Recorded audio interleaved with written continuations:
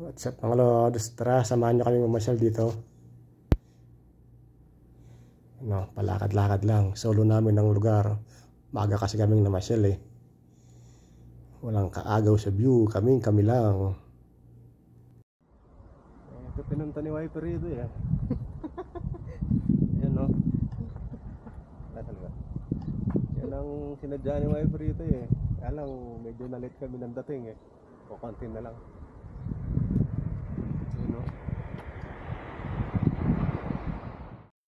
Tara, lipat tayo ng pwesto. Doon tayo sa may baba. Ito ang pinaka-view dito eh.